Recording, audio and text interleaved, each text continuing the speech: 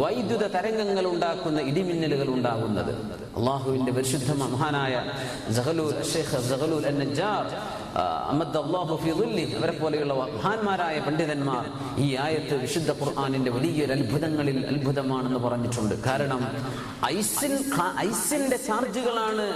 Ice ഏറ്റവും മുകളിലേക്ക് പോയി മേഘത്തിന്റെ മധ്യഭാഗത്ത് വന്ന് പതിക്കുന്ന പതനങ്ങളിലൂടെയാണ് ഈ ചാർജ് രൂപപ്പെടുന്നതെന്നും അതിലൂടെയാണ് സത്യത്തിൽ ഇടിമിന്നൽ ഉണ്ടാകുന്നത് എന്നും കണ്ടെത്തപ്പെട്ടത് ഈ അടുത്ത സമയത്താണ്. സുബ്ഹാനല്ലാഹ്, അത്രയും അത്ഭുതകരമായ വിവരങ്ങൾ, അതിസൂക്ഷ്മമായ വിവരം 21-ാം നൂറ്റാണ്ടുകാർക്ക് 20-ാം നൂറ്റാണ്ടിന്റെ അവസാനക്കാർക്ക് ബോധ്യപ്പെടുന്ന രീതിയിൽ അള്ളാഹുവിന്റെ പരിശുദ്ധ വചനം നമുക്ക് പഠിപ്പിച്ചിരിക്കുകയാണ്. ഇത് അള്ളാഹുവിന്റെ അത്ഭുതമാണ്. ആ വലിയൊരു നിഅമത്തിനെ സംബന്ധിച്ചാണ് അള്ളാഹു പഠിപ്പിച്ചു തരുന്നത്. നോക്കണം, മഴയെക്കുറിച്ചുള്ള ചർച്ച, വെള്ളത്തെക്കുറിച്ചുള്ള ചർച്ച വിശുദ്ധ ഖുർആനിൽ ഒരുപാട് കാണാൻ കഴിയും. മക്കയാണെങ്കിലോ മദീനയാണെങ്കിലോ അറേബ്യയാണെങ്കിലോ വെള്ളമില്ലാത്ത നാടാണ്. വല്ലപ്പോഴും പെയ്യുന്ന മഴ അവിടെ ഉണ്ടാവുള്ളൂ.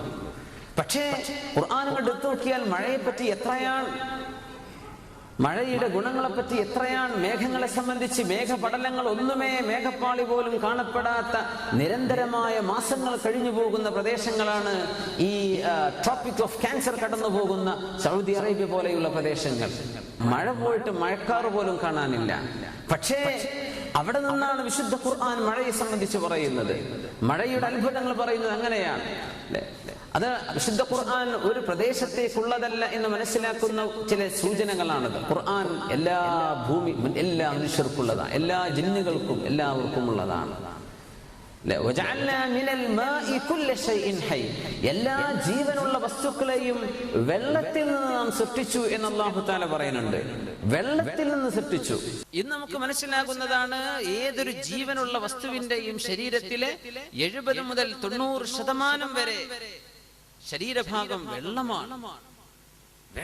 നമ്മുടെ ശരീരത്തിൽ വെള്ളമാണ് ഏറ്റവും. അത് ബ്ലഡിന്റെ രൂപത്തിലാകാം, മറ്റു ലായനികളുടെ രൂപത്തിലാകാം, പക്ഷെ വെള്ളമാണ്, ജലാംശമാണ്. എല്ലാ ജീവജാലങ്ങളിലും ബഹുഭൂരിപക്ഷം 90% കാണുന്നത് ജലാംശങ്ങളാണ്. ജീവജാലങ്ങൾ ഉണ്ടായത് വെള്ളത്തിൽ നിന്നാണ് എന്ന് പറയുന്നത് ഒരിറ്റു വെള്ളം പോലും കിട്ടാനില്ലാത്ത നാട്ടിൽ വെച്ചാണ്. വിശുദ്ധ ഖുർആൻ അല്ലാഹുവിന്റെ വചനമാണെന്നതിന്റെ ഏറ്റവും വലിയ ദൃഷ്ടാന്തങ്ങളാണ് അല്ലാഹു പറയുന്നത്. മനുഷ്യനുണ്ടായത്, ജീവജാലങ്ങൾ ഉണ്ടായത് മറ്റെന്തുകൊണ്ടുമാകാം. പക്ഷേ അറേബ്യയിൽ ജീവിക്കുന്ന ഒരു മനുഷ്യനെ സംബന്ധിച്ചിടത്തോളം വെള്ളത്തിൽ നിന്നാണെന്ന് ചിന്തിക്കാൻ കഴിയില്ല. കാരണം അതവർക്ക് ലഭ്യമല്ല. അത് ഏറ്റവും കൂടുതൽ ദൗർലഭ്യം അനുഭവിക്കുന്ന സാധനമാണ് വെള്ളം. വെള്ളമല്ലാത്ത മറ്റെന്തുമാകാമായിരുന്നു. പക്ഷെ അള്ളാഹു പറഞ്ഞത് വെള്ളത്തിൽ നിന്നാണ്. സുബ്ഹാനല്ലാഹ്, അതൊരുപാട് കാലങ്ങൾക്ക് ശേഷം വരാൻ പോകുന്ന യുക്തിവാദം തലയിലേക്ക് കയറുന്ന ആളുകൾക്ക് ബോധ്യപ്പെടാൻ അള്ളാഹുവിന്റെ ചില രഹസ്യങ്ങൾ ചില വചനങ്ങളിലൂടെ സൂക്ഷിച്ച് തന്നിരിക്കുകയാണ് മനുഷ്യർക്ക് ബോധ്യപ്പെടാൻ. അവർ വിശ്വസിക്കുന്നില്ലേ, അവർ കാണുന്നില്ലേ? അള്ളാഹു പടച്ചത് ജീവജാലങ്ങൾ മുഴുവനും വെള്ളത്തിൽ നിന്നാണ്. അപ്പോ ഇവിടെ അല്ലാഹു തആല നമുക്ക് പഠിപ്പിച്ചു തരുന്നത് മേഘത്തെ സംബന്ധിച്ച്, വിവിധ തരത്തിലുള്ള മേഘങ്ങളെ കുറിച്ച്, ഇടിമിന്നലിനെ കുറിച്ച്, പിന്നെ ആകാശലോകത്ത് ഐസിന്റെ പർവ്വതങ്ങളുണ്ട് എന്ന്. ഫി ളിലാലിൽ ഖുർആൻ എന്ന് പറഞ്ഞ തഫ്സീർ എഴുതിയിട്ടുണ്ട് മർഹൂം സയ്യിദ് ഖുതുബ് എന്ന് പറഞ്ഞ ഒരു വലിയ പണ്ഡിതൻ. അദ്ദേഹത്തിന്റെ ളിലാലിൽ ഖുർആനിൽ അദ്ദേഹം ഈ ആയത്തിനെ തഫ്സീർ ചെയ്തുകൊണ്ട് ഇങ്ങനെ പറഞ്ഞു, ആകാശലോകത്ത് മലകളുണ്ട് എന്ന് മനുഷ്യന് ബോധ്യപ്പെടുന്നത് എപ്പോഴാണ്? ആകാശത്തുകൂടെ ഫ്ലൈറ്റിൽ മനുഷ്യൻ പറക്കാൻ തുടങ്ങിയപ്പോഴാണ് ആകാശലോകത്ത് പർവ്വതങ്ങൾക്ക് സമാനമാണ് മേഘങ്ങൾ എന്ന് മനസ്സിലായത്. ഭൂമി നോക്കിയാൽ നമുക്ക് മനസ്സിലാവുന്നില്ല. സയ്യിദ് ഖുതുബ് അവര് പറയുന്നത്, വിശുദ്ധ ഖുർആനിന്റെ ഈ പ്രവചനം ഫ്ലൈറ്റിലൂടെ മേഘങ്ങൾക്ക് എത്രയോ മുകളിലൂടെ പറക്കാൻ മനുഷ്യന് അവസരം കിട്ടിയപ്പോഴാണ് ആ മേഘങ്ങൾ പർവ്വതങ്ങളെ പോലെ തോന്നുന്നുണ്ടല്ലോ. ഭൂമി നോക്കിയത് മനസ്സിലാവില്ല. മിൻ ജിബാലിൻ ഫീഹാ മിൻ ബറദിൻ, മേഘങ്ങൾ പർവ്വതങ്ങളെ പോലെയാണെന്ന്. എത്രയാണ് പർവ്വതങ്ങൾ? ആകാശലോകത്തെ മേഘങ്ങളുടെ ഹൈറ്റ് എത്രയാണ്? 4 കിലോമീറ്റർ മുതൽ 25 കിലോമീറ്റർ വരെ ഹൈറ്റിലുള്ള മേഘത്തിന്റെ പർവ്വതങ്ങൾ ആകാശലോകത്തുണ്ട്. ഇത് മനുഷ്യന് ബോധ്യപ്പെട്ടത് എപ്പോഴാ? പറക്കാൻ തുടങ്ങിയപ്പോഴാണ്. സയ്യിദ് ഖുതുബ് ആധുനികൻ പണ്ഡിതനാണ്, മരിച്ചുപോയി. പക്ഷെ അദ്ദേഹം പറയാണ്, ഇതൊക്കെ ആകാശത്തുകൂടെ പറക്കുന്നതിന് മുമ്പ് മനുഷ്യന് ചിന്തിക്കാൻ കഴിയില്ല. മേഘം പർവ്വതം പോലെയാണെന്ന്. ശരിക്ക് പർവ്വതത്തിന്റെ ആ താഴ്വാരങ്ങളും ആ ഹൈറ്റും ഇറക്കങ്ങളും എല്ലാം നമ്മളൊക്കെ പകൽ യാത്ര ചെയ്തിട്ടുണ്ടെങ്കിൽ ഫ്ലൈറ്റിൽ നിന്ന് ഒന്ന് പുറത്തു നോക്കിയാൽ മനസ്സിലാകും, ഏകദേശം വലിയ ഹൈറ്റിലേക്ക് പോകുന്നതിന് മുമ്പ് മേഘങ്ങൾ പർവ്വതങ്ങളെ പോലെ തോന്നുകയാണ്. വിശുദ്ധ ഖുർആനാ പറയുന്നത്. എത്ര വലിയ അത്ഭുതമാണ്! എത്രയോ വർഷങ്ങൾക്ക് മുമ്പല്ലേ പറയുന്നത്. മേഘങ്ങൾ പർവ്വതങ്ങളാണ് ആകാശലോകത്ത്. 4 കിലോമീറ്ററോളം ആ പർവ്വതങ്ങളുടെ അസ്ഥിവാരമാണ്. അതിന്റെ മുകളിലോട്ട് 25 കിലോമീറ്റർ വരെ ഹൈറ്റിലോട്ട് പോകുന്ന അത്രയും വലിയ ഹൈറ്റുള്ള പർവ്വത സമാനങ്ങളായ മേഘങ്ങൾ അള്ളാഹുവിന്റെ ആകാശലോകത്തുണ്ടാകുന്നുണ്ട്. പക്ഷെ എല്ലാ മേഘങ്ങളും അത്രയും ഹൈറ്റിലല്ല. പക്ഷേ അത്രയും ഹൈറ്റുള്ള പർവ്വതങ്ങളെ പോലെയുള്ള മേഘക്കൂട്ടങ്ങൾ അള്ളാഹുവിന്റെ ആകാശലോകത്ത് കാണപ്പെടുന്നുണ്ട്. സുബ്ഹാനല്ലാഹ്.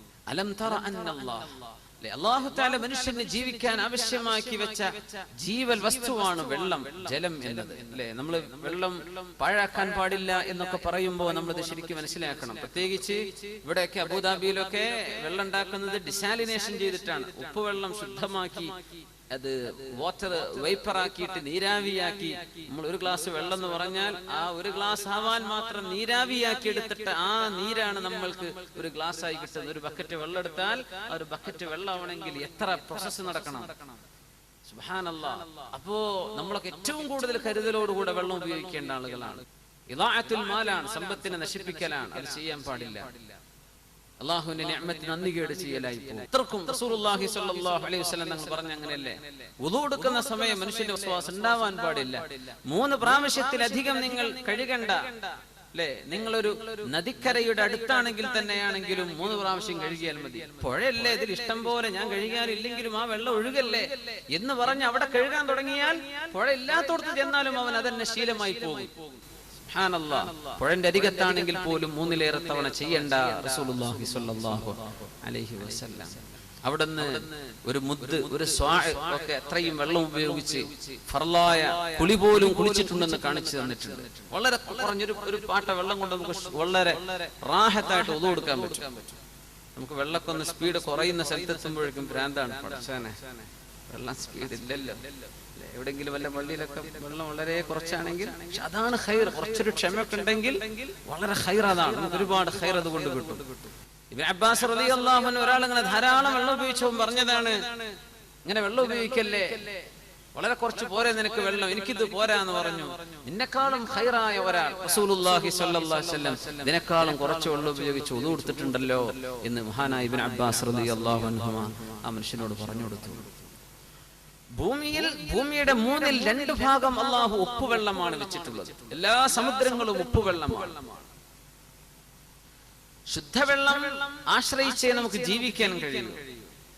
ശുദ്ധവെള്ളം നമുക്ക് കിണറുകളിലൂടെ അല്ലാഹു നൽകുന്നുണ്ട്. പുഴകൾ, അരുവികൾ, ജലാശയങ്ങൾ.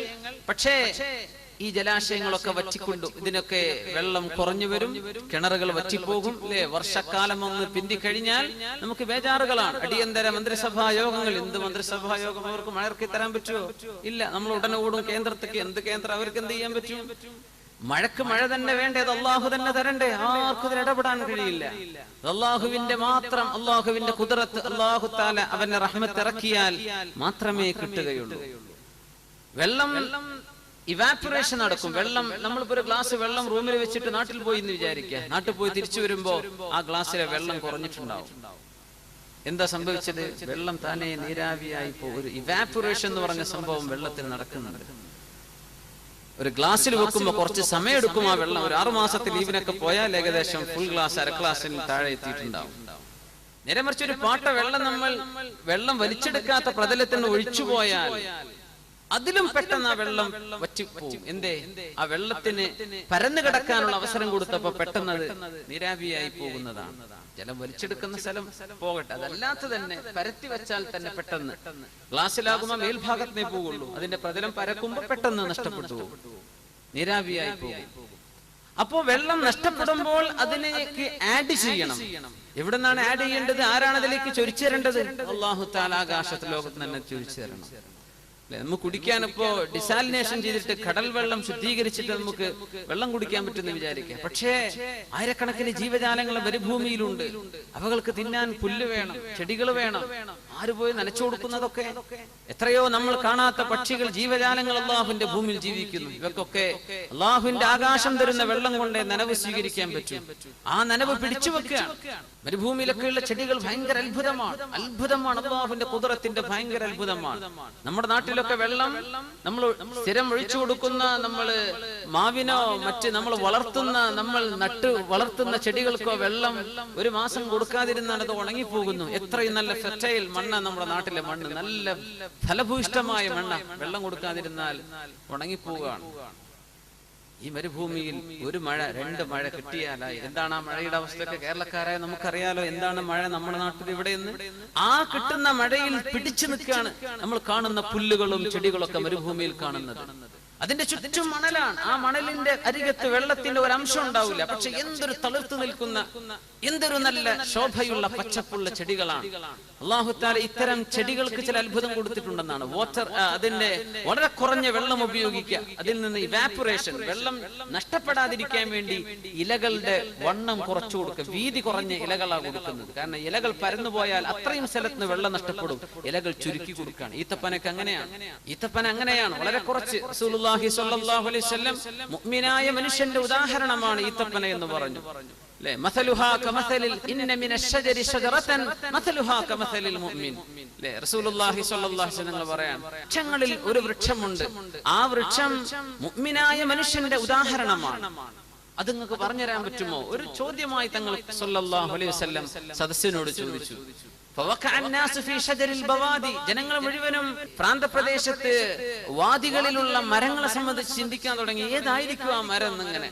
ഇബ്നു അബ്ബാസ് റളിയല്ലാഹു അൻഹു പറഞ്ഞു, ഞാനന്ന് കുട്ടിയാണ്, എനിക്ക് പെട്ടെന്ന് ഓർമ്മ വന്നു ഈത്തപ്പനയാണെന്ന്. പക്ഷെ ഞാൻ വലിയ ആളുകളൊക്കെ ഇരിക്കുമ്പോ ഞാൻ അങ്ങ് എടുത്തു പറയുന്നത് ശരിയല്ലല്ലോ, ഞാൻ മിണ്ടാതിരുന്നു.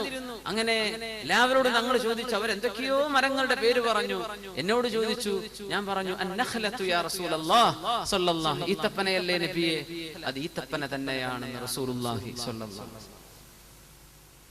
ഈത്തപ്പനയാണ്. അപ്പൊ നമ്മൾ വിചാരിക്കും തെങ്ങില്ലാത്തതുകൊണ്ടായിരിക്കും അല്ലാഹുവിന്റെ റസൂലാ പറഞ്ഞത്. അല്ല, സ്വല്ലല്ലാഹു അലൈഹി വസല്ലം. തെങ്ങാണെങ്കിൽ തെങ്ങ് എന്ന് പറഞ്ഞു കൊടുക്കാം റസൂലുള്ളാഹി സ്വല്ലല്ലാഹു അലൈഹി വസല്ലം. അന്നത്തെ അറബികൾ ഇന്ത്യയിലേക്ക് വന്നു പോകുന്ന ആൾക്കാരാണ്. കേരളത്തിലെ കോഴിക്കോട്ടേക്കും അതുപോലെ തന്നെ കൊച്ചിയിലേക്കൊക്കെ എപ്പോഴും സ്ഥിരമായി വന്നു പോകുന്ന യാത്രക്കാരാണ് അറബികൾ, കച്ചവടക്കാർ. അവർക്ക് തെങ്ങറിയാം, തേങ്ങ അറിയാം. നാറജീൽ എന്ന അറബിയിൽ തേങ്ങക്ക് പേര് പോലുമുണ്ട്. പിന്നെന്താ പ്രശ്നം? നമ്മൾ പറയും തെങ്ങിനെ പോലെയാണ് ഈത്തപ്പനലെ. എല്ലാതിന്റെ മട്ടൽ ഉപയോഗിക്കാം, അതിന്റെ തടി ഉപയോഗിക്കാം, അതുകൊണ്ട് കയറുണ്ടാക്കാം, മട്ടലെടുക്കാം.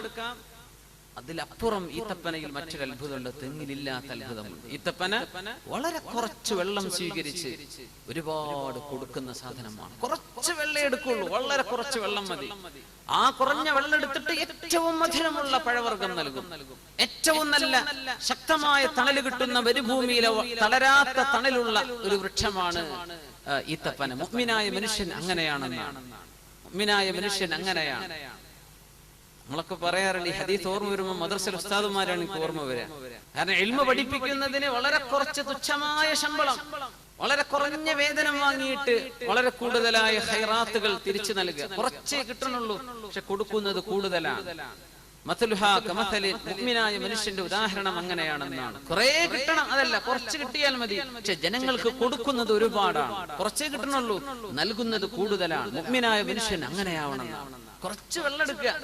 ആ മരുഭൂമിയിലെ മണ്ണ് എന്താണ് ആ മണ്ണിന്റെ അവസ്ഥ? അതിൽ നിന്ന് ഏറ്റവും നല്ല മധുരമുള്ള പഴം, നല്ല മധുരമുള്ള ഏറ്റവും നല്ല ഫൈബറുള്ള നല്ല പഴമാണ് ഈത്തപ്പനയുടെ ആ ഫലം. ഈത്തപ്പനയാണെങ്കിലോ കുറച്ചേ വെള്ളം അതിൽ വേണ്ടു, വളരെ കുറച്ച് മതി.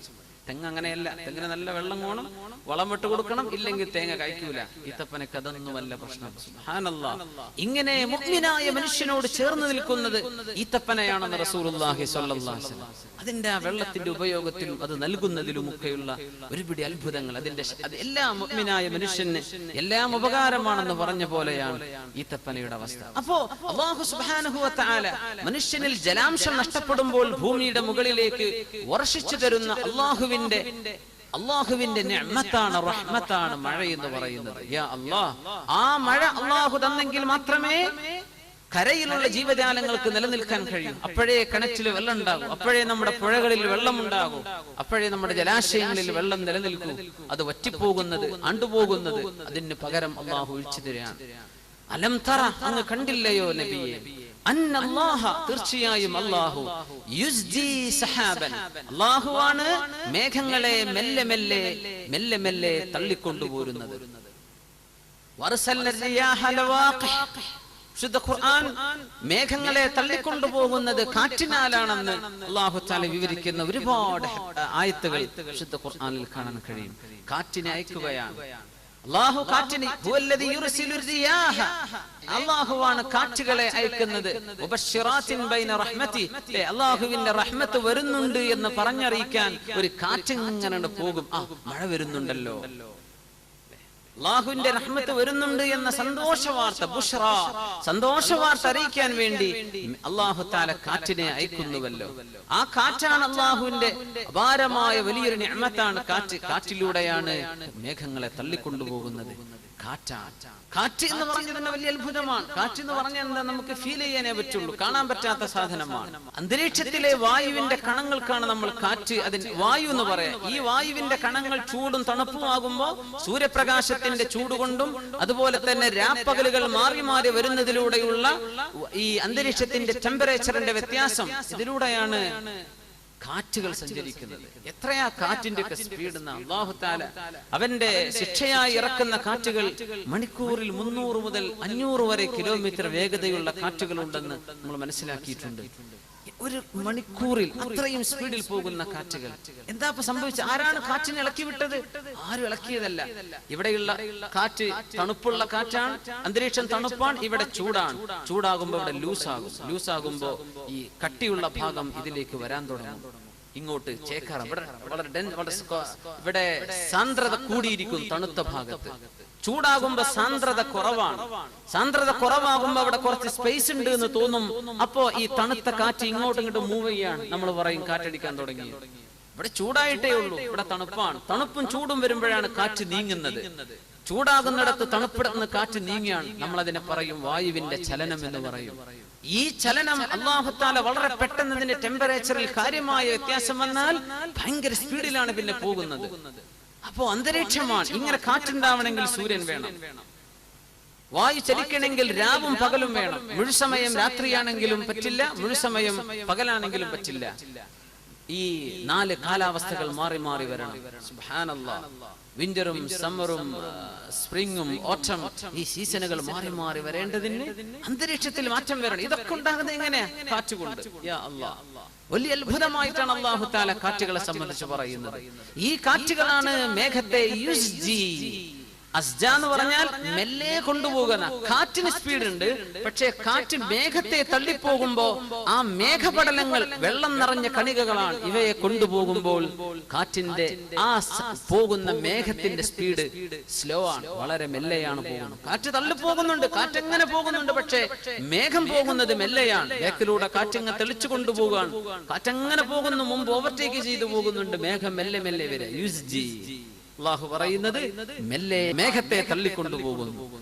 സുമ്മ, പിന്നീട്, യുഅല്ലിഫു ബൈന. അല്ലാഹു സുമ്മ എന്ന് പറഞ്ഞാൽ അറബിയിൽ ഉടനെ ഒരു കാര്യം സംഭവിച്ചു എന്ന് പറയണമെങ്കിൽ ഫ എന്നാണ് പറയാ. ഹർഫ് അത്ഫാണ് സുമ്മ എന്നത്, അല്ലേ? ഒരു ഉദാഹരണം പറയാം.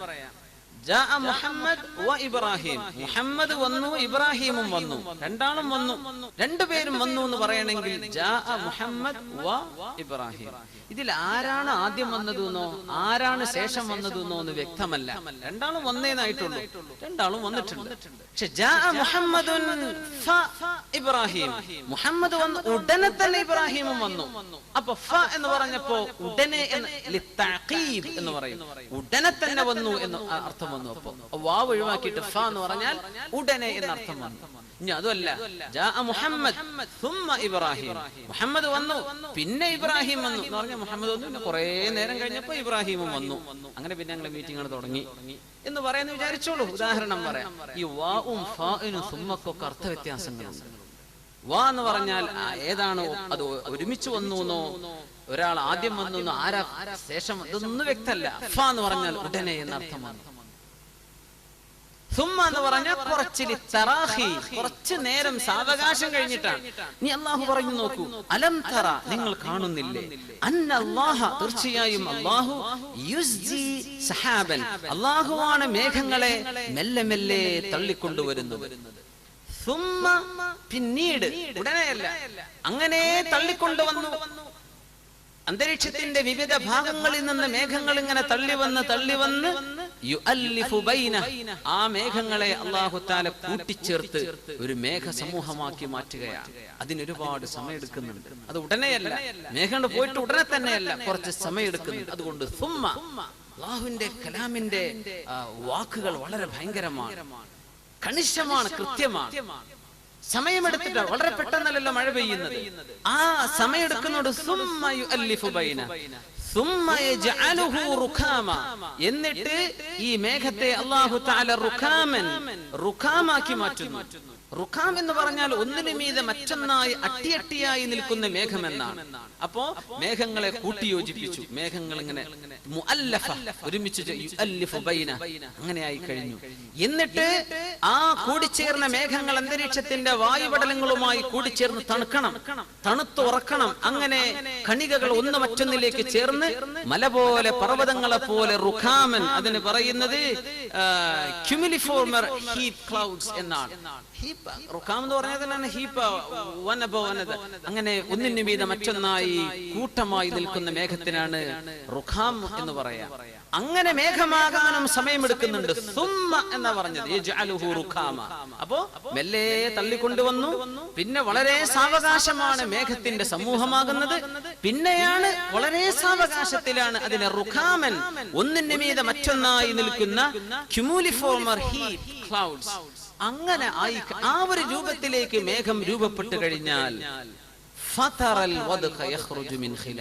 അതായി കഴിഞ്ഞാൽ പിന്നെ മഴ വർഷിക്കുകയാണ്. ഉടനെ കാണാൻ കഴിയും. എന്നാ പറഞ്ഞത്, റുഖാമായി കഴിഞ്ഞാൽ പിന്നെ മഴ വർഷിക്കലായി. സുബ്ഹാനല്ലാഹ്, റുഖാമാവാൻ സമയം എടുക്കുന്നുണ്ട്, അത് മുഅല്ലഫത്താകാൻ സമയം എടുക്കുന്നുണ്ട്, മേഘം വരാനും സമയം എടുക്കുന്നുണ്ട്. ഇതൊക്കെ അല്ലാഹുവിന്റെ ആ പ്രയോഗങ്ങളിൽ സുമ്മ എന്ന് രണ്ടിടത്തും മഴ വർഷിക്കുന്ന സ്ഥലം വന്നപ്പോ ഫതറൽ വദ്ഖ, റുഖാമായി കഴിഞ്ഞാൽ ക്യുമുലിഫോർമർ ഹീപ്പ് ക്ലൗഡ്, ആ ഒരു സ്റ്റേജിലേക്ക് മേഘം എത്തിക്കഴിഞ്ഞാൽ പിന്നെ മഴ വർഷിക്കുകയായി. എങ്ങനെയാണ് മഴ വർഷിക്കുന്നത് എന്ന് കൃത്യമായിട്ട് ഇന്നും ശാസ്ത്രത്തിന് പറഞ്ഞു തരാൻ കഴിഞ്ഞിട്ടില്ല. ഇതൊരു വലിയ അത്ഭുതമാണ്. ഇന്നും ഇങ്ങനെയാണ്. ചില പ്രത്യേക സാഹചര്യത്തിൽ അതിന്റെ ടെമ്പറേച്ചറിൽ വ്യത്യാസം വരുന്നു. എന്താണ് ഈ പ്രത്യേക സാഹചര്യം എന്ന് പറയുമ്പോൾ? എന്താണ് അവിടെ സംഭവിക്കുന്നത് വ്യക്തമല്ല. എന്തോ സംഭവിക്കുന്നുണ്ട്. ഇടിമിന്നലിനെ സംബന്ധിച്ച് നമ്മൾ പറഞ്ഞു. ഇടിമിന്നലും മേഘങ്ങൾ, നമ്മൾ വിചാരിച്ചു ചെറുപ്പത്തിലൊക്കെ മേഘം കൂട്ടിമുട്ടുന്ന ശബ്ദമാണ് ഈ കേൾക്കുന്നത്. അങ്ങനെ ഒരു മുട്ടൽ അവിടെ നടക്കുന്നില്ല, അല്ലേ? അന്തരീക്ഷത്തിൽ നെഗറ്റീവ് പോസിറ്റീവ് ചാർജുകളാണ്. സുബ്ഹാനല്ലാഹ്, അന്തരീക്ഷത്തിൽ ഒരുപാട് വൈദ്യുത ചാർജുകളുള്ള വായു കടന്നു പോകുന്നുണ്ട്. ആ വായുവിന്റെ ചലനത്തിലൂടെ പെട്ടെന്നുണ്ടാകുന്ന ഈ ഘോരമായ ശബ്ദം, അത് വളരെ ബ്രൈറ്റായ വെളിച്ചം, ലൈറ്റ്നിങ്, ഇതൊക്കെ സംഭവിക്കുന്നത് ഇന്നും അതിന്റെ മൈന്യൂട്ട് വിഷയങ്ങൾ പറഞ്ഞു തരാൻ സയൻസിന് പഠനങ്ങൾ നടന്നുകൊണ്ടിരിക്കുകയാണ്, പഠിച്ചുകൊണ്ടിരിക്കുകയാണ്. ഇപ്പോഴും നമ്മൾ ഭൂമി തീർന്നിട്ടില്ല, എന്നിട്ടാണ് നമ്മൾ ചൊവ്വയിലേക്ക് പോകുന്നത്. നമ്മൾ ചന്ദ്രനിലേക്കും ചൊവ്വയിലേക്കും സാറ്റേണിലേക്കൊക്കെ പോയിക്കൊണ്ട് ഇവിടെ തന്നെ തീർന്നിട്ടില്ല. ഇവിടുത്തത് മനസ്സിലാവാത്ത എത്രയോ അത്ഭുതങ്ങളാണ് അള്ളാഹുവിന്റെ ഭൂമിയിൽ. ഭൂമി മനസ്സിലായി കഴിഞ്ഞോ? ഇല്ല. ഇവിടെ തന്നെ നിന്നിട്ട് ഇതൊക്കെ ഒന്ന് തെളിയിച്ചെന്നിട്ട് പോരെ അടുത്ത പോക്ക് എന്നൊക്കെ ചോദിക്കാൻ തോന്നാറുണ്ട്, അല്ലെ? ബർമുഡ ട്രയാങ്കിൾ, ആ പറഞ്ഞ ആ ഒരു വലിയ അത്ഭുതമുള്ള പ്രദേശമാണ് ബർമുഡ ട്രയാങ്കിൾ. എന്താണ് അവിടെ സംഭവിക്കുന്നത്? എന്ത് ഗ്രാവിറ്റേഷൻ ആണോ? അവിടുത്തെ അന്തരീക്ഷത്തിന്റെ പ്രശ്നമാണോ? ഫ്ലൈറ്റിനെ പറക്കാൻ പറ്റുന്നില്ല, താഴേക്ക് വീഴ, അല്ലെ? കപ്പലുകൾ മുങ്ങിപ്പോവാണ്. 25,000-ഓളം കപ്പലുകളും ബോട്ടുകളും അവിടെ നഷ്ടപ്പെട്ടിട്ടുണ്ട്. ഇങ്ങനെ ഒരു പ്രദേശം അള്ളാന്റെ ഭൂമിയിലുണ്ടെങ്കിൽ ഇതിനെപ്പറ്റി പഠിക്കണ്ടേ, അല്ലെ? നാഷണൽ ജിയോഗ്രഫിക് അവരൊക്കെ ഒരു പഠനം നടത്തിയിട്ടുണ്ട്. Bermuda, the mystery of Bermuda triangle. ഒരുപാട് സീരിയസ് ആയിട്ടുള്ള, എന്നാലും പറയും ഇറ്റ്സ് എ മിസ്റ്ററി, നമുക്ക് മനസ്സിലാക്കാൻ പറ്റുന്നില്ല. എന്തോ ഒരു നിഗൂഢത അവിടെ ഉണ്ട്. ആ നിഗൂഢത എന്താന്ന് പറഞ്ഞുതരി. ഇതിനാണ് നമ്മൾ കാതോർക്കുന്നത്, പക്ഷെ പറഞ്ഞുതരാൻ പറ്റുന്നില്ല, അറിയുന്നില്ല. ഇപ്പൊ അടുത്ത സമയത്താണ്, 2-3 വർഷങ്ങൾക്ക് മുമ്പാണ് ഫ്രാൻസിന്റെ ഒരു ഫ്ലൈറ്റ് അവിടെ മിസ്സായി പോയത്, അല്ലെ? വളരെ അടുത്ത സമയത്താണ്. ഒരു ട്രേസസും കിട്ടുന്നില്ല, അതിന്റെ ഒന്നും കിട്ടാനില്ല. എന്താണ് അവിടെ സംഭവിക്കുന്നത്? അള്ളാന്റെ ഭൂമിയിലെ പ്രദേശമാണ്. പസഫിക്കിലല്ലേ ബർമുഡ ട്രയാങ്കിൾ. സുബ്ഹാനല്ലാഹ്. അപ്പോ എന്താണ് മേഘം? നമുക്ക് എങ്ങനെയാണ് ഈ മഴ വർഷം നീരാവിയായി പോകുന്നുണ്ട്? ഇതൊക്കെ അല്ലാഹു തആല പറഞ്ഞിരുന്ന വിഷയങ്ങളാണ്. പക്ഷേ ഭൂമിയിലേക്ക് ഇറങ്ങാൻ മാത്രമുള്ള ജലത്തുള്ളി അത്ഭുതമല്ലേ? നമുക്ക് നമ്മുടെ ബാത്റൂമിൽ നമ്മളൊരു ഷവറിൽ കുളിക്കുന്നു എന്ന് വിചാരിക്കാം. സുബ്ഹാനല്ലാഹ്. നമ്മൾ ടാപ്പ് തുറന്നു, നമ്മൾ ഷവറിലേക്ക് അതിനെ ട്യൂൺ ചെയ്തു, നമുക്ക് ഷവറായിട്ട് തലയിലേക്ക് വെള്ളം. മാഷാ അല്ലാഹ്. മഴ കിട്ടണില്ലെങ്കിലും ബാത്റൂമിന്റെ ഉള്ളിൽ മഴ തന്നെയാണ് അല്ലേ? ഇങ്ങനെ ഒരു മഴ കിട്ടണമെങ്കിൽ എന്തെല്ലാം സംഭവിക്കണം? നമ്മുടെ ബാത്റൂമിലേക്ക് ഇങ്ങനെ ഷവർ ചെയ്യണമെങ്കിൽ എത്ര ഹൈറ്റിൽ ടാങ്ക് വേണം, അല്ലെങ്കിൽ എത്ര പ്രഷറിൽ വെള്ളം ഫോഴ്സ് ചെയ്ത് വരണം? അടിയിലാണ് ടാങ്ക് എന്ന് വിചാരിക്കുക, പക്ഷെ എത്ര ഫോഴ്സ് ചെയ്തിട്ട് വേണം വെള്ളത്തെ കയറ്റി കൊണ്ടുവരാൻ? അതിന് പോകാനുള്ള പാസേജുകൾ എവിടെയെങ്കിലും എയർ കുടുങ്ങി കഴിഞ്ഞാൽ നടക്കൂല. അത് അത്രയും വളരെ വ്യക്തമായി എഞ്ചിനീയറിംഗ് ചെയ്ത് പഠിച്ചിട്ട് വേണം ചെയ്യാൻ അല്ലേ? എന്നിട്ട് അത്രയും വെള്ളം ആദ്യം കൊണ്ട് എത്തിക്കണം. അതിന് കിണർ വേണം, അല്ലെങ്കിൽ ജലാശയം വേണം, അല്ലെങ്കിൽ ഉപ്പുജലം ശുദ്ധിയാക്കണം. അതിനെന്തെല്ലാം ഫെസിലിറ്റീസ് വേണം? യാ അല്ലാഹ്. ഇതൊക്കെ കഴിഞ്ഞിട്ട് നമ്മുടെ തലയിലേക്ക് വെള്ളത്തുന്നത്. മഴ അങ്ങോട്ട് വർഷിക്കുമ്പോ എത്രയാണ്? കോടാനുകോടി ക്യൂബ് വെള്ളമാണ്, ക്യൂബിക് കിലോമീറ്റർ വെള്ളമാണ് ആകാശ ലോകത്ത് ഒരു ടാങ്കും ഇല്ലാതെ അല്ലാഹു തആല താങ്ങി നിർത്തുന്നത്. ഒരു മഴ വർഷിച്ചാൽ എത്രയാണ് വെള്ളം? സുബ്ഹാനല്ലാഹ്. ഇത് തലയിലേക്ക് ഒന്നിച്ചങ്ങോട്ട് അല്ലാഹു വിട്ടു തന്നാൽ മനുഷ്യന്മാര് നശിച്ചു പോവില്ലേ? ജീവജാലങ്ങൾക്ക് നിൽക്കാൻ പറ്റുമോ? ചെടികൾക്ക് നിൽക്കാൻ പറ്റുമോ? ഇല്ല. ഡ്രോപ്പുകളായിട്ട് അല്ലാഹു ഒറ്റിച്ചു തരാം. അതങ്ങോട്ട് സ്പീഡ് കൂടിയാൽ നമുക്ക് വയ്യ. അപ്പൊ ഇത്രയും വലിയ ഭാരം, ഒരു വെള്ളം നിൽക്കണമെങ്കിൽ എത്ര ഭാരം വേണം? എത്രയാണ് വെള്ളത്തിന്റെ ഭാരം? നമുക്കൊരു ബക്കറ്റ് വെള്ളം എടുത്ത് പൊക്കി നോക്കിയാൽ മനസ്സിലാവും. ഭൂമിയിലേക്ക് ഇറങ്ങുന്ന ഈ വെള്ളത്തിന്റെ ഭാരം ഇതൊക്കെ അല്ലാഹു ആകാശ ലോകത്ത് താങ്ങി നിർത്താം. എന്നിട്ട് മഴ വർഷിക്കേണ്ട സമയമാകുമ്പോ ഏത് പ്രദേശത്തേക്കാണോ വേണ്ടത് അങ്ങോട്ട് അല്ലാഹു ഇറക്കി കൊടുക്കുകയാണ്. ഫതറൽ വദ്ക യഖ്റുജു മിൻ ഖിലാലി. ആ മേഘങ്ങളിൽ നിന്ന് മഴ വർഷിക്കുന്നത് നബിയെ അങ്ങേക്ക് കാണാൻ കഴിയും അല്ലേ? റസൂലുള്ളാഹി സ്വല്ലല്ലാഹു അലൈഹി വസല്ലം തങ്ങളോട് മഴയുടെ ചിത്രം ഇങ്ങനെ പറഞ്ഞു കൊടുക്കും. എവിടെ വർഷത്തിൽ ഒരു മഴ കിട്ടിയാലായി. അങ്ങനത്തെ പ്രദേശത്താണ് ഈ വഹി ഇറങ്ങുന്നത്. അതാണ് അത്ഭുതം. വിശുദ്ധ ഖുർആൻ ചർച്ച ചെയ്തത് മഴയെക്കുറിച്ച്. എത്ര മനോഹരമായിട്ട് മഴ തീരെ കിട്ടാത്തൊരു പ്രദേശത്ത് വെച്ച് فَتَرَى الْوَدْقَ يَخْرُجُ مِنْ خِلَالِهِ وَيُنَزِّلُ مِنَ السَّمَاءِ. ആകാശത്ത് നിന്ന് അല്ലാഹു തആല ഇറക്കുന്നുണ്ട് മിൻ ജിബാലിൻ ഫീഹാ മിൻ ബറദ്. ആകാശ ലോകത്ത് ചില പർവ്വതങ്ങളുണ്ട്. ഫീഹാ മിൻ ബറദിൻ, ഐസിനാലുള്ള പർവ്വതങ്ങളുണ്ട്. നമ്മൾ പറഞ്ഞു ആ പർവ്വതങ്ങൾ എന്ന് പറഞ്ഞ പ്രയോഗം, ആ വാക്ക് തന്നെ വലിയൊരു അത്ഭുതമായിട്ട് നമുക്ക് മനസ്സിലാക്കാൻ കഴിയും. നമുക്കൊരിക്കലും ചിന്തിക്കാൻ പറ്റാത്ത സംഗതിയാ ആകാശലോകത്ത് പർവ്വതങ്ങളോ. മനുഷ്യൻ ഫ്ലൈറ്റിലൂടെ പറന്നപ്പോൾ അത് കാണാൻ കഴിഞ്ഞു. യാ അല്ലാഹ്. മിൻ ജിബാൽ, പർവ്വതങ്ങളാണ് ആകാശലോകത്ത്. ആ പർവ്വതങ്ങളിൽ സാധാരണഗതിയിൽ 100, 150, 200, 500 metre height, kilometre, 2 kilometre, 4 kilometre height, 25 കിലോമീറ്ററോളം ഹൈറ്റുള്ള മേഘത്തിന്റെ കൂനകൾ ആകാശലോകത്ത് അല്ലാഹു സ്ഥാപിക്കുന്നുണ്ട്. മിൻ ജിബാൽ. അപ്പോഴാണ് ജിബാൽ എന്ന് പറയാം. അല്ലെങ്കിൽ ചെറിയ ഒരു കുന്നുകളൊക്കെ ആണെങ്കിൽ തിലാൽ എന്നാണ് പറയേണ്ടത്. കുന്നുകൾക്ക് ഹിൽസ് എന്ന് പറയുകയാണെങ്കിൽ തിലാൽ എന്നാ പറയാം. അല്ല, ജിബാലിൻ, പർവ്വതങ്ങൾ തന്നെയാണ് ആകാശലോകത്ത്. മിൻ ബറദിൻ. ബറദ് എന്ന് പറഞ്ഞ ഐസ് കട്ടകൾ. ഐസ് കട്ടകൾ എന്ന് പറയണമെങ്കിൽ -ഡിഗ്രിയിലേക്ക് താഴെ വരുമ്പോഴാണ് ഐസാവുക. 0 കഴിഞ്ഞ് -0യിൽ താഴെ പോകുമ്പോഴാണ് ഐസ് ആയി മാറുന്ന, ഐസ് കണകുകളായി. ഈ ഐസ് കണികകളായി മാറി മേഘം രൂപപ്പെട്ട് കഴിഞ്ഞാൽ അതിന്റെ ഉള്ളിലേക്ക് കാറ്റ് കടക്കുന്നു. ഈ കാറ്റ് അതിനെ പൊക്കി കൊണ്ടുപോയി മേഘം വലിയ പർവ്വതങ്ങളെ പോലെ ആയിത്തീരുകയാണ്. അതിന്റെ ഉള്ളിൽ ഏകദേശം മധ്യഭാഗത്ത് ഏറ്റവും കൂടുതൽ തണുപ്പ് അനുഭവപ്പെടുന്നു. ഈ തണുപ്പ് ഉള്ള ഐസ് ക്യൂബുകൾ അതിന്റെ തൊട്ടടുത്ത കണങ്ങളുമായി സംബന്ധിച്ച് അതിനെയും തണുപ്പിച്ച് അല്ലാഹു സുബ്ഹാനഹു വ തആല അതിന്റെ ഉള്ളിൽ വളരെ മനോഹരമായ ബറദ് എന്ന് പറഞ്ഞ കൂൾ, തണുപ്പ്, ഐസിന്റെ ചെറിയ മോളിക്യൂൾസ് അല്ലാഹു തആല രൂപപ്പെടുത്തി അതിന്റെ ഭൂമിയിലേക്ക് ഇറങ്ങാനുള്ള ഒരു ടെമ്പറേച്ചറും അല്ലാഹുവിടെ സംവിധാനിക്കണം. അപ്പം സയൻസ് പറഞ്ഞൊരു പ്രത്യേക ഒരു സാഹചര്യത്തിൽ അത് പിന്നെ വെള്ളമായിട്ട് ഭൂമിയിലേക്ക് ഇറങ്ങുകയാണ്. സുബ്ഹാനല്ലാഹ്. ഫതറൽ വദ്ക യഖ്റുജു മിൻ ഖിലാലി. അല്ലാഹു തആല ആ ഐസ് മലയിൽ നിന്ന് മഴ വർഷിപ്പിക്കുന്നുണ്ട്. ഫയുസീബു ബിഹി, ഐസ് കാരണം അല്ലാഹു പിടികൂടുന്നുണ്ട് മയ്യശാ, അല്ലാഹു ഉദ്ദേശിക്കുന്ന ആളുകളെ. ഹിമവർഷം, ഐസ് കട്ടകൾ മഴ വർഷിക്കുന്നത്. നമ്മളതിന് ആലിപ്പഴം എന്ന് പറയൂലേ.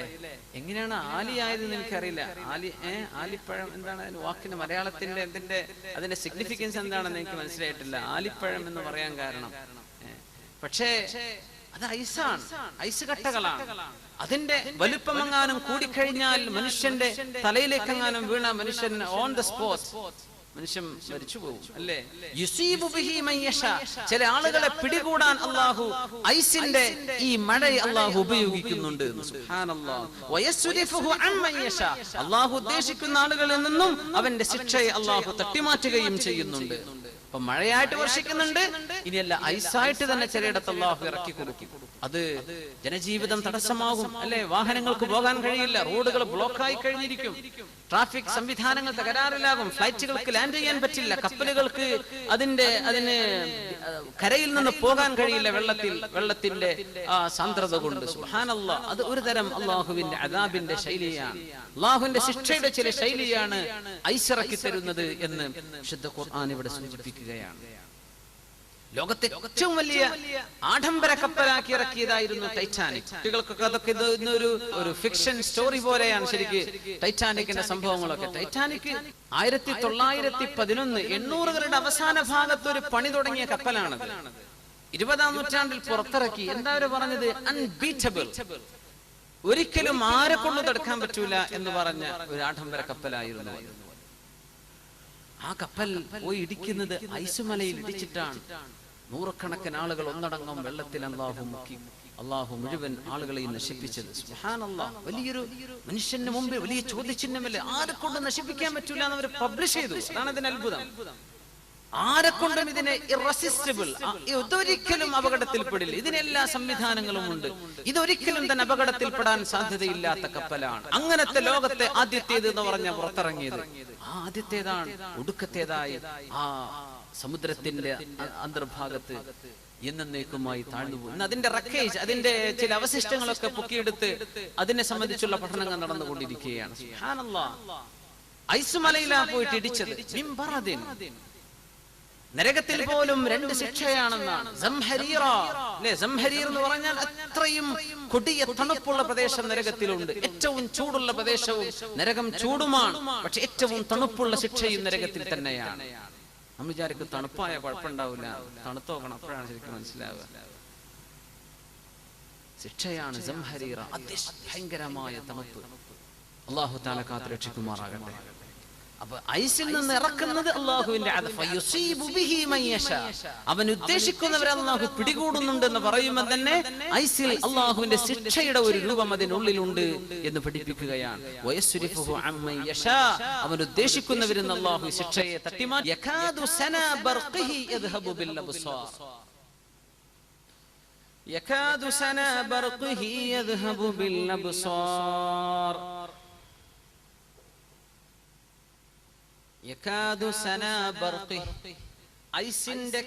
ഐസിന്റെ ചെറിയ മോളിക്യൂളുകൾ അല്ലാഹു മേഘപടലങ്ങളിൽ രൂപപ്പെടുത്തി. ആ ഐസിനാൽ അല്ലാഹു തആല ബർക്ക് എന്ന് പറഞ്ഞാൽ ലൈറ്റ്നിങ്, ഇടിമിന്നൽ ഉണ്ടാക്കുന്നു.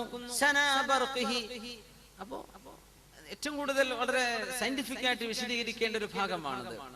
ഐസിന്റെ രൂപപ്പെടലിലൂടെ ഐസ് കണികകൾ അതിന്റെ പരിസരത്തുള്ള കണികകളോട് കൂടി ചേർന്നാൽ അതിന്റെ ചാർജുകളിലൂടെയാണ് സത്യത്തിൽ ബർക്ക്, ഇടിനാദം, ഇടിമിന്നലുകൾ ഉണ്ടാകുന്നത്. സുബ്ഹാനല്ലാഹ്. വളരെ സിമ്പിൾ ആയിട്ട് അവിടെ ഒരു കൂട്ടിയിടിയുടെ ആവശ്യമില്ല, പക്ഷേ ചാർജുകൾ തമ്മിലുള്ള കോണ്ടാക്ട്, അതിലൂടെ അല്ലാഹു തആല വലിയ ഘോരമായ ശബ്ദമുണ്ടാകുന്ന ഈ ഇടിമിന്നലിലേക്ക് നോക്കാൻ മനുഷ്യനെ കൊണ്ട് കഴിയില്ല. കണ്ണുപോലും കാഴ്ച നഷ്ടപ്പെടുമാർ പ്രകാശമുള്ള ഇടിമിന്നൽ അല്ലാഹു തആല രൂപപ്പെടുത്തുന്നു. അതിനുള്ളിലൂടെയാണ് കടന്നു വരുന്നത്.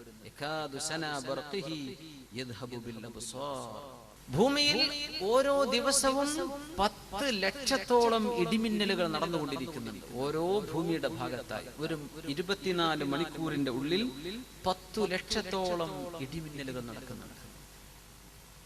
നമ്മുടെ നാട്ടിലെ വർഷക്കാലാകുമ്പോഴാണ് നമുക്കത് ഓർമ്മ വരെ, നമ്മൾ അപ്പോഴേ അത് ശ്രദ്ധിക്കുള്ളൂ എന്ന് മാത്രം.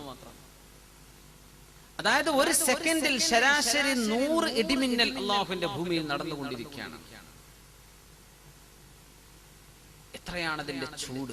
ഇടിമിന്നൽ ഭൂമിയിലേക്ക് എത്തുന്നത് അന്തരീക്ഷത്തെ അയോണീകരിക്കുക എന്നാണ് പറയാ.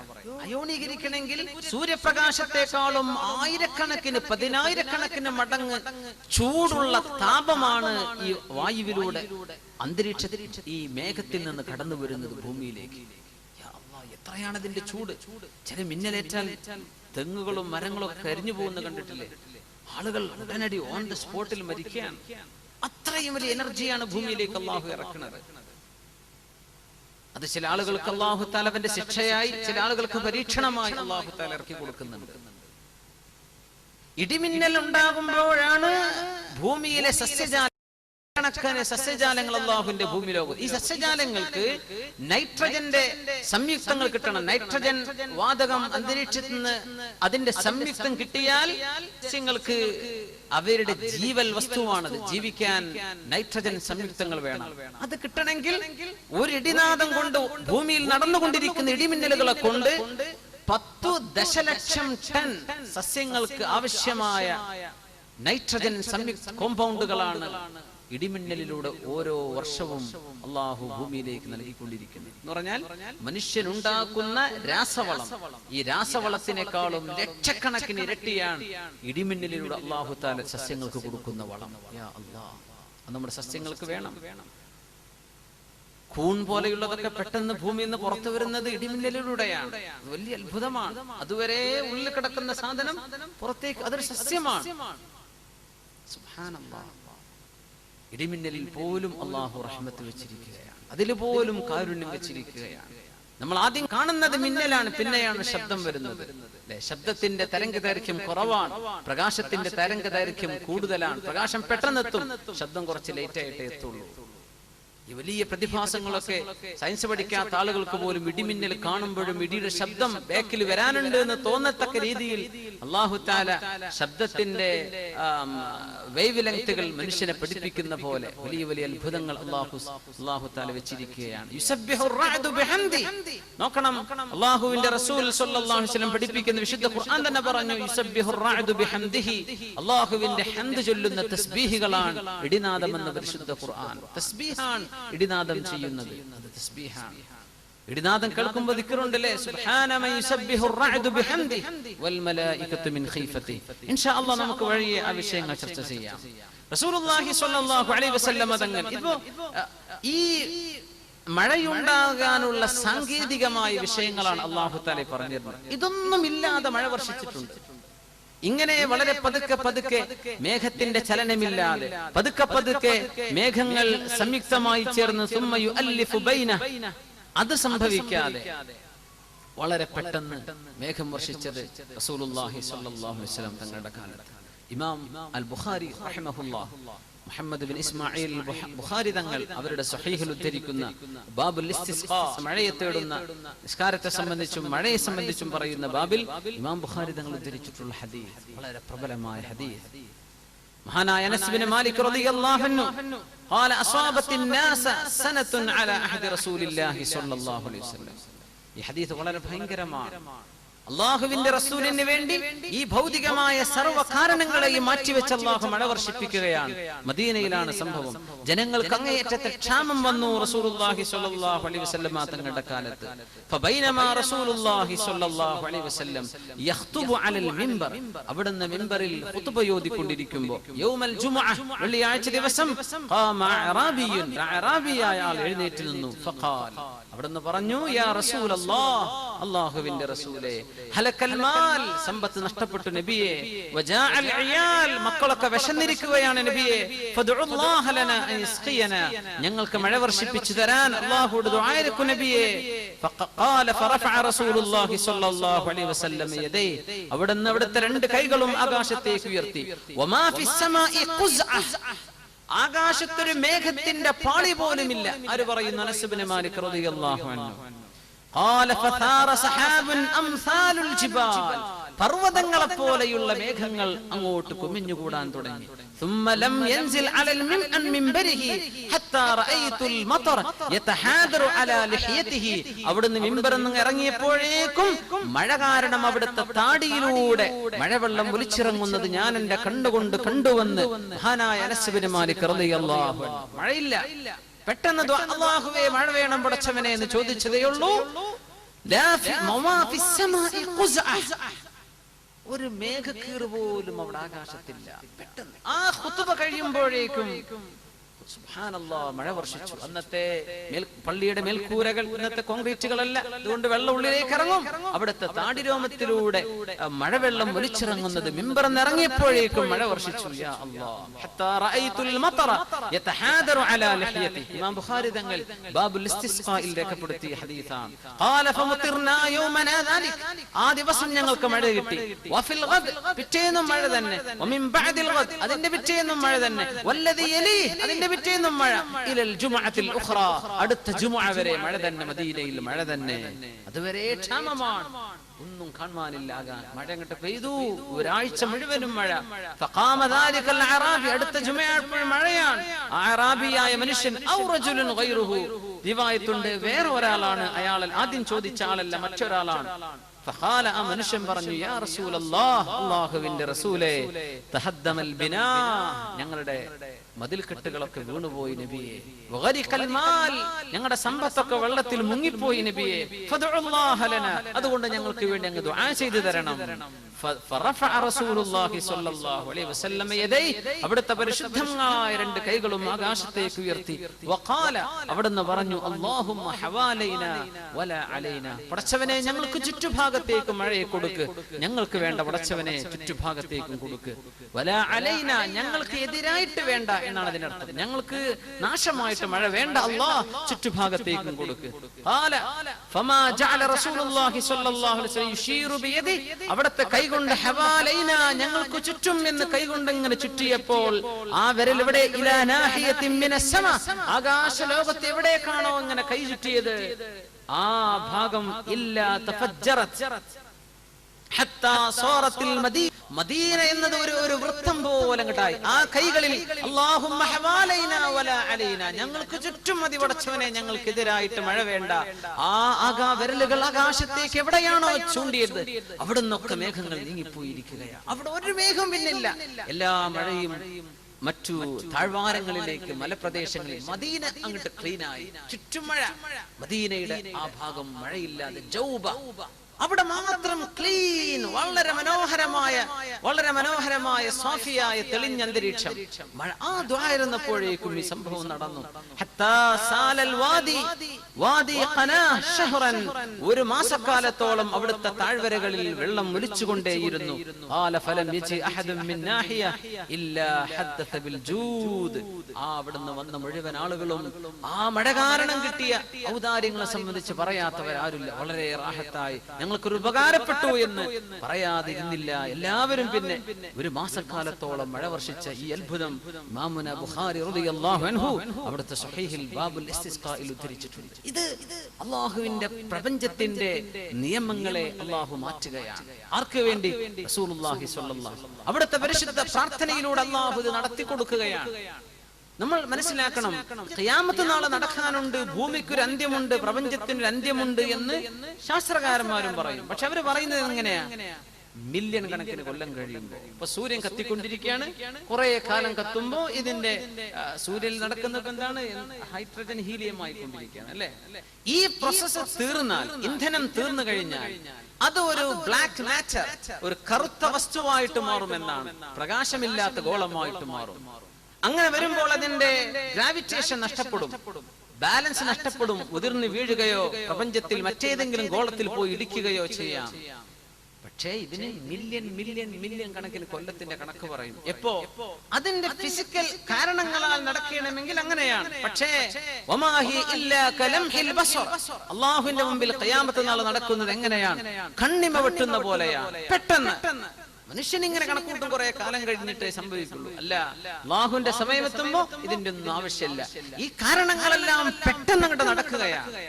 അള്ളാഹുവിന്റെ കണക്കിൽ അങ്ങനെയാണ്. മനുഷ്യൻ നമ്മൾ അസ്ബാബുകളെ സംബന്ധിച്ച് പറയും, പക്ഷെ അള്ളാഹുവിന്റെ ചില മശീഅത്ത് വരുമ്പോൾ ഇത് ഇങ്ങനെയാണ്. യാ അല്ലാഹ്, റസൂലുള്ളാഹി സ്വല്ലല്ലാഹു അലൈഹി വസല്ലം തങ്ങളുടെ കാലം നിന്ന് ഈ മഴ വളരെ അത്ഭുതകരം. ഒരുപാട് ഹദീസുകളിൽ മുസ്ലിം റളിയല്ലാഹു അൻഹു തങ്ങളുടെ മുത്തഫഖ് അലൈഹി ആയിട്ടുള്ള സംഭവമാണിത്.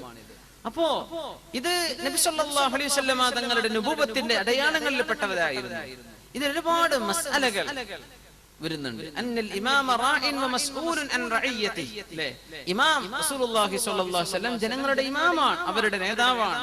അവരെ ജനങ്ങളുടെ വിഷയങ്ങൾ അന്വേഷിക്കുകയും അതിൽ ഇടപെടുകയും ചെയ്യണം എന്ന് പഠിപ്പിക്കുകയായിരുന്നു അതിൽ ഒരു താല്പര്യം. മഴയില്ല, അല്ലാഹുവേ മഴ തരണം പടച്ചവനെ.